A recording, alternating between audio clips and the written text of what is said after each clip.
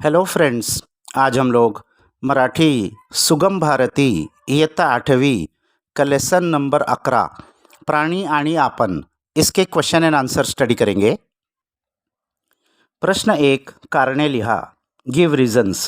अ, प्राणी पक्ष्यांची संख्या कमी होत चालली आहे कारण जानवरों की और बर्ड्स की संख्या बहुत कम हो रही है।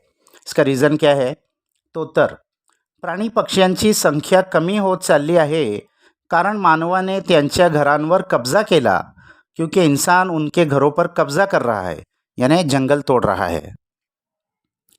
आ, अभयारण्य महत्त्वाचे आहेत कारण अभयारण्य यानी वाइल्ड लाइफ सेंचुरीज ये बहुत इम्पॉर्टंट है। क्यों?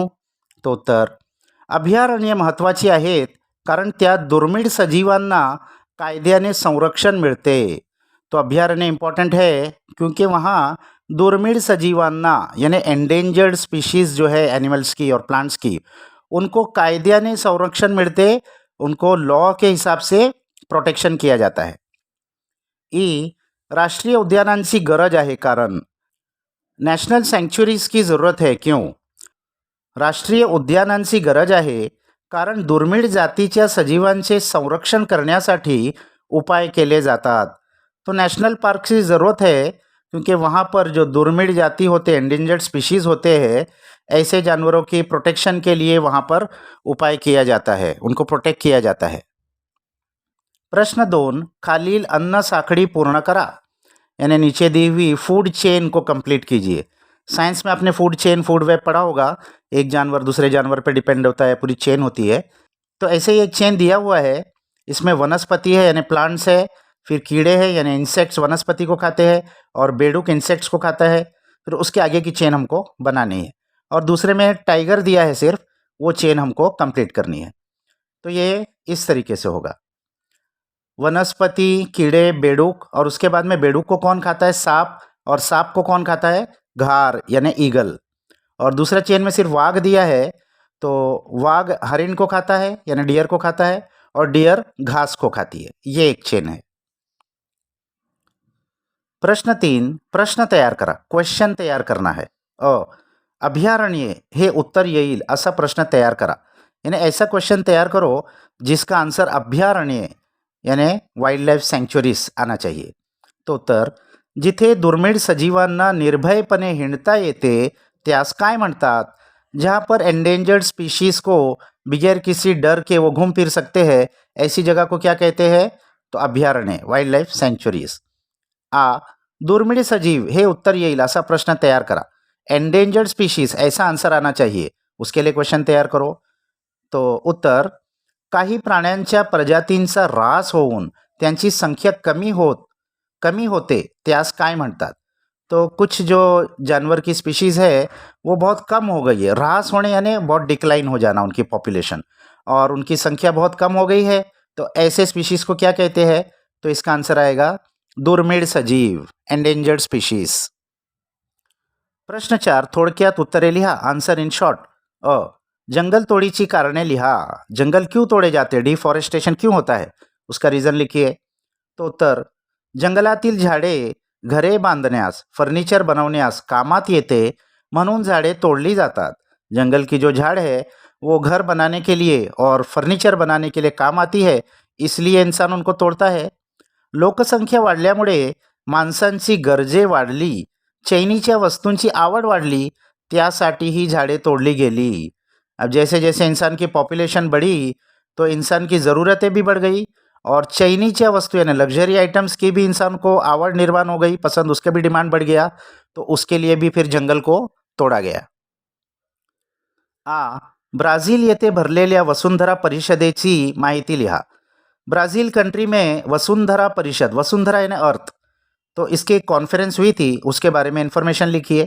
तो उत्तर, जैवविविधतेच्या संरक्षणाचा करार याच परिषदेत करण्यात आला। जैवविविधता यानी बायोडाइवर्सिटी, बायोडाइवर्सिटी को प्रोटेक्शन करने का जो एग्रीमेंट हुआ था वो इसी परिषद में, इसी कॉन्फ्रेंस में हुआ था। 1992 साली अनेक देशांच्या प्रतिनिधींनी या करारावर सह्या केल्या। 1992 साल में ये कॉन्फ्रेंस हुई थी और बहुत सारे देशों के रिप्रेजेंटेटिव्स ने इस एग्रीमेंट पर साइन किया था। दुर्मिळ जातींच्या सजीवांच्या संरक्षणाचे उपाय करण्यात आले.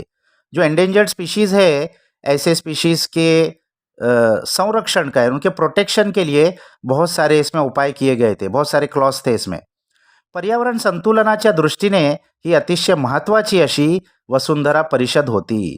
तो एनवायरनमेंट का बैलेंस मेंटेन करने के नज़रिए से ये बहुत ही इम्पॉर्टंट एक अर्थ कॉन्फरन्स थी. ई जैवविविधतेची जपणूक करण्यासाठी होत असलेले आधुनिक प्रयोग लिहा. बायोडायवर्सिटी को कंजर्व करने के लिए मॉडर्न क्या एक्सपेरिमेंट्स हो रहे हैं उसके बारे में लिखिए. उत्तर, राष्ट्रीय उद्याने व अभयारण्ये यांची निर्मिती करण्यात आली. नॅशनल पार्क्स और प्रोटेक्टेड सँच्युरीज ये बहुत सारे बनाए गए. जैवविविधतेच्या संरक्षणासाठी बियाणे पेढ्या आणि गुणसूत्र पेढ्या अशा शास्त्रीय आधुनिक प्रयोगाद्वारे जैवविविधतेची जपणूक केली जाते. अब बायोडायवर्सिटी को प्रोटेक्ट करने के लिए बियाणे पेढ्या, बी होती है सीड्स और पेढ़िया यानी उनका बैंक कलेक्शन, बहुत सारे सीड्स अलग अलग स्पीशीज़ की एक जगह पर जमा की जाती है. आणि गुणसूत्र पेढ़िया, गुणसूत्र यानी जीन्स, क्रोमोसोम्स के अंदर जो जीन्स होते हैं तो अलग अलग प्लांट्स के जीन्स को एक जगह पर जमा कर दिया जाता है, उसको कहता है जीन बैंक. तो ऐसे बहुत ही मॉडर्न एक्सपेरिमेंट्स हो रहे हैं जिनके ज़रिए से बायोडायवर्सिटी को कंजर्व करने की कोशिश की जा रही है. ई प्रस्तुत पाठात व्यक्त झालेली कल्पना प्रत्यक्षात येईल असे तुम्हास वाटते का? सकारण लिहा. तो इस प्रेजेंट लेसन में जो कल्पना, जो आइडिया दी गई है कि सारे जानवर एक साथ फिर से हमको दिखेंगे, वो एक्चुअल में रियलिटी में हो सकती है क्या? ऐसा आपको लगता है क्या? विथ रीज़न बताइए. तो उत्तर हो, हां, ऐसा हो सकता है. और रीज़न, जर प्रत्येक माणसांनी कायद्याचे पालन केले आणि प्राणी व पक्ष्यांची जपणूक केली, अगर हर इंसान ने कायदा कानून को फॉलो किया, यानी जो लॉ बनाए जाते हैं एनवायरनमेंट प्रोटेक्शन के, अगर उसको सबने फॉलो किया, इंडस्ट्रीज़ ने भी और इंसान ने भी, और प्राणी व पक्ष्यांची जपणूक केली, जानवरों की और बर्ड्स की कंजर्वेशन अगर किया, तसे जंगलतोड व पर्यावरणाची हानि टाळली और उसके साथ साथ डिफॉरेस्टेशन को रोका और पर्यावरण को, एनवायरनमेंट को जो नुकसान पहुंच रहा है उसको अगर रोका, तर प्राणी एकत्र दिसतील. तो फिर इस लेसन में जो कहा गया है आइडिया, सब प्राणी एक साथ दिखेंगे, वो सच हो सकता है. अभी है खेडू या शब्दांशी. ग्रामर का सेक्शन होता है. खालील शब्दांसाठी पाठात आलेले विरुद्धार्थी शब्द शोधून लिहा. ये वर्ड्स दिए हैं, इसके लिए इस लेसन में ऑपोजिट वर्ड क्या आए हुए हैं वो ढूंढ के लिखना है. तो जास्त, जास्त के लिए वर्ड आया है कमी. अपूर्ण, अपूर्ण का ऑपोजिट है संपूर्ण. तीसरा है अनैसर्गिक, तो इसका है ऑपोजिट नैसर्गिक. और चौथा है चूक, इसका ऑपोजिट है बरोबर. अनेक वचन लिहा, यानी सिंगुलर को प्लूरल करना है. तो ये घर, घरे, जंगल, जंगले, झाड़, झाड़े, औषध, औषधे. अब ये लास्ट में इन्होंने दिया है लिहिते होइया, यानी कुछ लिखेंगे हम. तो झाडांचे उपयोग, झाड़ के क्या क्या फ़ायदे हैं हमको, 4 एरो बनी हुई है, तो 4 छोटे छोटे पॉइंट्स हम लिख देंगे. पहला, फुले व फळे देतात, झाड़ हमको फ्लावर्स और फ्रूट्स देते हैं. दूसरा, सावली देतात, शेड देते हैं. तीसरा, लाकूड देतात, लकड़ी देते हैं जिससे हम फर्नीचर बनाते हैं. और चौथा, औषधे देतात, मेडिसिन्स झाड़ से हमको मिलती है. तो यहाँ ये क्वेश्चन आंसर्स ख़त्म हो गए. इसको अच्छे से अपने बुक्स में लिख लो. नेक्स्ट वीडियो तक बाय बाय.